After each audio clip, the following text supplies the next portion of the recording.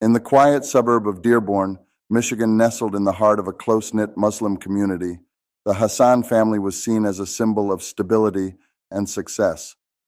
The residents knew Tariq Hassan as a dedicated man, devoted to his career as an engineer and fiercely committed to his wife, Samira, and their two young children. Their lives appeared idyllic, a model of traditional values in a modern world. But appearances can be deceiving. When Tariq was found brutally murdered in his own garage, the crime sent shockwaves through the community. The investigation revealed an unsettling truth. Beneath the surface of their seemingly perfect life, the Hassan family harbored a secret that would shatter everything they knew. At the center of the storm was Samira Hassan, a 29-year-old wife and mother who had been living a double life. Her affair with her brother-in-law, Zayed, exposed a web of lies and betrayal that no one could have anticipated. And when the dust finally settled, the devastating truth left the community wondering who was really responsible for Tariq's death. I'm really happy you could join us. As we get started, please remember to like this video to support our work and share with me, where is your home country? From the outside, everything about the Hassan family seemed picture perfect. Tariq Hassan, 35, had worked hard to build a comfortable life for his family. He had moved to Dearborn from Cairo over a decade ago, following a career opportunity that allowed him to establish himself as an engineer in the auto industry.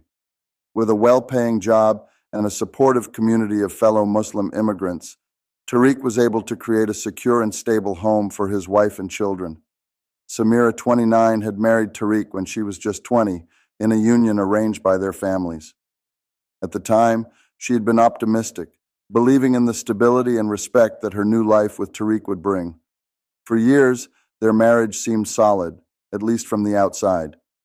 Samira had devoted herself to her children and household, taking care of everything while Tariq spent long hours at work. Their children were still young, ages 5 and household, taking care of everything while Tariq spent long hours at work. Their children were still young, ages 5 and 7, and Samira's days were consumed with their care. But behind the scenes, cracks were beginning to form in their marriage. Tariq's commitment to his work had grown over the years, and with each new project, he spent more and more time away from home. The emotional distance between them became more apparent as Tariq's focus shifted entirely toward his career. Samira had tried to be understanding, telling herself that he was working hard for their family's future, but the long, lonely days were beginning to take their toll. She missed the intimacy they once shared, the late-night conversations, the laughter, the sense of connection. Now their interactions were limited to logistical discussions about the children, bills, and schedules. When Tariq came home, he was often too tired to engage, retreating to his office to catch up on work or falling asleep on the couch. Samira felt invisible. The emotional void left by Tariq's absence was growing, and Samira found herself longing for something more. She wanted to feel desired again, to experience the passion that had long since disappeared from her marriage. But she never imagined that this yearning would lead her down a path that would ultimately destroy everything she had built. Enter Zayed Hassan, Tariq's younger brother. At 31, Zayed was everything Tariq was not, free-spirited, charming, and unpredictable. While Tariq had chosen a stable, traditional career path, Zayed had taken a different route. He worked as a freelance photographer, spending his time traveling from one job to the next, living a life that offered him far more freedom than his older brothers. Zayed and Tariq had always had a complex relationship. Tariq, ever the responsible elder sibling, had often been the one to help Zayed out of sticky situations when his unconventional lifestyle got him into trouble. Still, despite their differences, they remained close, at least on the surface. Zayed's frequent visits to the Hassan household became a regular occurrence. He was the fun uncle to Tariq and Samira's children, and his playful nature made him a favorite in the family. Samira and Zayed quickly formed a bond over shared interests, art, literature, and music. Zayed's easygoing demeanor was a stark contrast to Tariq's serious, businesslike approach to life. Where Tariq was distant and detached, Zayed was attentive and engaging. What began as harmless conversation quickly evolved into something deeper. Late at night, after the children had gone to bed and Tariq was working late in his office, Zayed and Samira would sit in the living room, talking for hours. They laughed about childhood memories, shared stories about their hopes and dreams, and found themselves growing closer with each passing day. Samira found in Zayed the connection she had been missing with Tariq. He listened to her, understood her frustrations, and made her feel seen in a way that her husband no longer did. The attraction between them grew steadily, an unspoken tension that neither dared to acknowledge until one night it could no longer be ignored. It was a night like any other. Tariq had left early for a business trip, and Zayed had offered to stay the night to help Samira with the children. After the kids were tucked into bed, Samira and Zayed sat together on the couch watching a movie. But neither of them was paying attention to the screen. The energy between them was palpable, the air thick with unspoken desire. Samira felt her pulse quicken as Zayed's arm brushed against hers. It was a simple touch, but it sent a surge of electricity through her body. She glanced at him, her heart racing. Zayed met her gaze, his eyes filled with a mixture of longing and hesitation. They had danced around this moment for weeks, and now it was staring them in the face. Without saying a word, Zayed reached out and gently took Samira's hand. The room seemed to shrink around them, the noise of the outside world fading away. Samira's breath caught in her throat as Zayed leaned in, his lips brushing against hers in a soft, tentative kiss. The kiss was like a spark igniting a fire that had been smoldering for far too long. In that moment, all of Samira's doubts, fears, and guilt melted away, replaced by a rush of passion that she hadn't felt in years. She kissed him back in the world, fell away. That night marked the beginning of their affair. In the days and weeks that followed, Samira and Zayed's relationship deepened. They met whenever they could, sneaking moments alone, while Tariq was at work or out of town. The secrecy of their affair only heightened the intensity of their connection. It was thrilling, dangerous, and completely intoxicating. But with every stolen kiss, every secret meeting, the weight of their deceit grew heavier. Samira knew that what she was doing was wrong. She knew that she was betraying not only her husband, but her faith and her family. But she couldn't bring herself to stop. Zayed filled a void in her life that had been growing for years, and the thought of losing him was unbearable. Yet despite the passion and excitement, Samira was constantly on edge. Every time she saw Zayed, she feared they would be discovered. Every time she looked at Tariq, the guilt gnawed at her, a constant reminder of the life she was tearing apart. She had always been careful, deleting text messages, avoiding phone calls when Tariq was around, but as the affair continued, it became harder to hide. And what Samira didn't know was that Tariq was beginning to suspect that something was terribly wrong. Though Tariq's focus was primarily on his career, he wasn't entirely blind to the changes in his wife's behavior. He noticed that Samira had become more distant over the past several months. She was more guarded with her phone, often leaving the room to take calls or quickly locking her screen when he entered. She was also more distracted during their rare moments of family time, her attention seemingly elsewhere. At first, Tariq dismissed his concerns. He attributed Samira's behavior to the stress of managing the household and caring for the children while he was busy with work.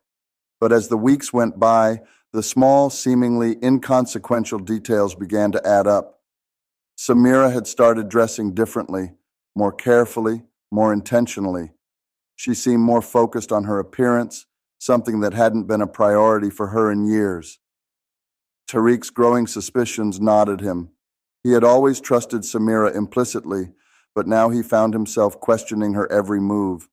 He began paying closer attention to her, watching for any signs that could confirm his fears. He noticed the way her phone buzzed more frequently with messages, the way she would check it and quickly put it away, a guilty look flashing across her face. One evening, while Samira was in the shower, Tariq's curiosity got the better of him. Her phone lay on the nightstand, the screen lighting up with a notification. Hesitant at first, Tariq picked up the phone, feeling a surge of guilt for invading her privacy. But as he unlocked the screen, what he found confirmed his worst fears. There, in plain sight, was a message from Zaid. The words were innocuous on the surface, but the context was unmistakable. It was a message of affection, filled with subtle innuendo and references to their secret meetings. As Tariq scrolled through the conversation, that the full extent of the affair became painfully clear. His wife, the woman he had loved and trusted for years, was having an affair with his own brother. Tariq's heart pounded in his chest as a wave of anger, hurt, and betrayal washed over him. His entire world had just been upended, and the rage that surged through him was unlike anything he had ever felt before. The realization that his wife and his brother had betrayed him in the most intimate way was unbearable. He felt a deep burning need for retribution, but Tariq was not a man prone to impulsive actions. He was methodical, calculating. He knew he had to confront them, but he needed time to process the enormity of what he had just discovered. In the days that followed, Tariq simmered with quiet rage, carefully planning how he would expose their betrayal and exact his revenge. Let's pause for a moment to reflect. What do you think about the case we're exploring today? Share your insights in the comments below, and thank you for joining us. A week later, Tariq could no longer keep his anger in check. The thought of Samira and Zaid together, of the lies they had told, the betrayal they had committed, was too much for him to bear. He waited until late one night after the children were asleep to confront Samira. The argument was explosive. Tariq's voice was filled with venom as he accused her of the affair, demanding that she tell him the truth. Samira, caught off guard by the confrontation, tried to deny it at first, but when Tariq showed her the messages on her phone, there was no longer any point in lying. Samira broke down in tears, confessing to the affair and begging for Tariq's forgiveness. She tried to explain how lonely she had been, how neglected she had felt, and how Zaid had filled a void in her life, but her words only seemed to fuel Tariq's rage. He accused her of destroying their family, of humiliating him, and of betraying everything they had built together. The argument escalated, with Tariq threatening to expose the affair to their families and to the community. He told Samira that she had ruined his life and that she would pay for what she had done. Samira, terrified of what Tariq might do, pleaded with him to keep the affair secret, to think of the children and the damage it would do to their lives if the truth came out. But Tariq was beyond reason. His anger was too great, his sense of betrayal too deep. The confrontation ended with Tariq storming out of the house, leaving Samira in tears, unsure of what would happen next. The night of the murder was unsettlingly quiet. Samira had tried to calm herself after the explosive argument with Tariq, but the tension in the air was thick and unrelenting. She went to bed with her mind racing, unsure of what her husband's next move would be. Would he tell their families? Would he follow through on his threats to destroy their lives? Sleep didn't come easily. Every sound in the house made her jump. Every creak of the floorboards filled her with dread. At some point, exhaustion overtook her, and she drifted into a restless sleep, unaware that downstairs, in the garage, her husband was meeting a brutal fate. Unaware that downstairs in the garage, her husband was meeting a brutal fate. It wasn't until the early morning that Samira woke, her heart pounding for reasons she couldn't explain.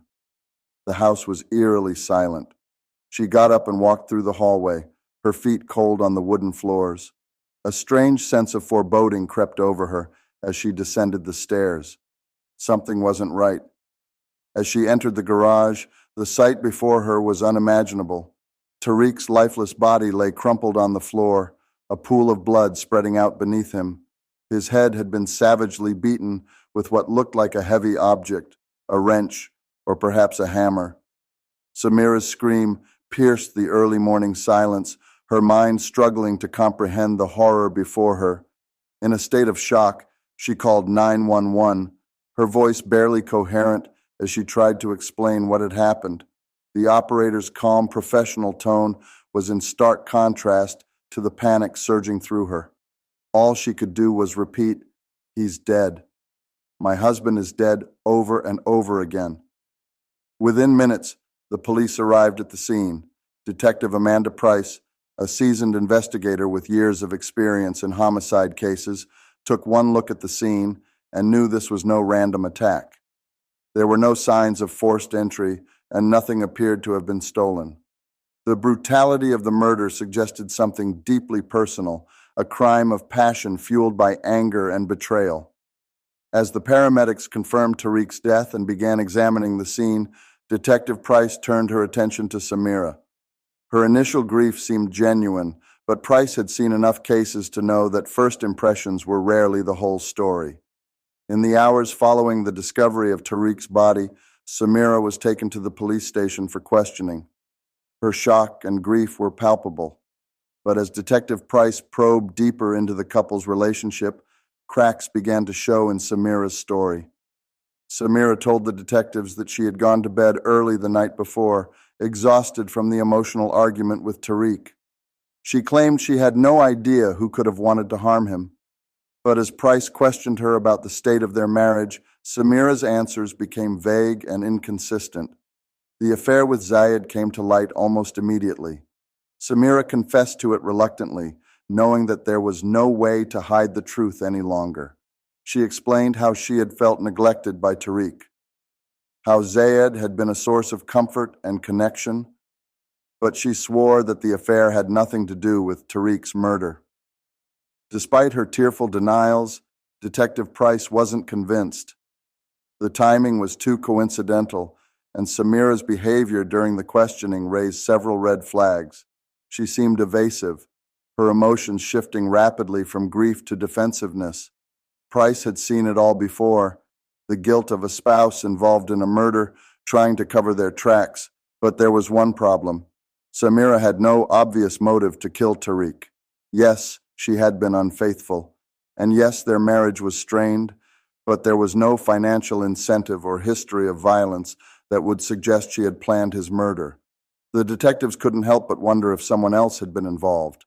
As the investigation continued, the focus shifted to Tariq Hassan, Tariq's younger brother and Samira's lover. Zaid had been conspicuously absent since the murder, and his sudden disappearance only fueled the detectives' suspicions. They theorized that Zayed, driven by jealousy or fear of being exposed, had killed Tariq in a fit of rage and fled the scene. Detective Price and her team began tracing Zayed's movements in the days leading up to the murder. Witnesses confirmed that Zayed had been seen arguing with Tariq just days before his death, a confrontation that had turned heated. The argument had taken place outside a local cafe, and while no one had heard the specifics, it was clear that tensions between the two brothers had reached a breaking point. The detectives also uncovered text messages between Zayed and Samira, exchanged on the night of the murder. In the messages, Zayed expressed his frustration with the situation, telling Samira that he couldn't keep living a lie. He hinted that something had to change, that their relationship couldn't continue like this. It was a cryptic message, but one that the detectives interpreted as a potential motive for murder. But despite their efforts, Zayed remained elusive. His phone was turned off, and his apartment appeared abandoned. His friends and colleagues hadn't seen or heard from him since the night Tariq was killed. As days turned into weeks, Zayed became the prime suspect in the investigation, and the police launched a full-scale manhunt to track him down. Just as the investigation seemed to be reaching a dead end, a new lead emerged. A neighbor came forward with information that would change the course of the case. On the night of the murder, the neighbor had seen a man leaving the Hassan house around 10 p.m., several hours before Tariq's estimated time of death. The description matched Saeed, but the timeline didn't make sense. According to the forensic team, Tariq had been killed sometime between midnight and 2 a.m. If Zayed had left the house at 10 p.m., he couldn't have been there when the murder occurred. This new piece of information threw the investigation into turmoil. If Zayed hadn't killed Tariq, then who had? The detectives were forced to reconsider their theories. Had someone else entered the house after Zaid left? Had Samira been involved in a more direct way than they initially thought? Or was there a third party involved, someone they hadn't even considered? The investigation took a new direction as the detectives began searching for alternative suspects. They re-examined the crime scene, looking for any overlooked clues that might point to someone other than Zaid. As the investigation continued, a shocking new lead emerged, one that none of the detectives had anticipated. Surveillance footage from a gas station near the Hassan home showed a familiar figure meeting with Samira just hours before the murder. The man was Ibrahim Mansour, a close family friend, and someone who had been a constant presence in the Hassan household for years. Was Ibrahim Mansour, a close family friend, and someone who had been a constant presence in the Hassan household for years. Ibrahim had always been close to Tariq and Samira, but what no one knew was that he had been secretly harboring feelings for Samira for years. His friendship with the family had given him access to their lives, and over time, his affection for Samira had grown into an unhealthy obsession. He had watched from the sidelines as Samira and Tariq's marriage crumbled, believing that one day she would turn to him. When Ibrahim discovered the affair between Samira and Zaid, his obsession turned to rage. In his mind, Tariq was the one keeping him from being with Samira, and Zaid had taken advantage of her vulnerability.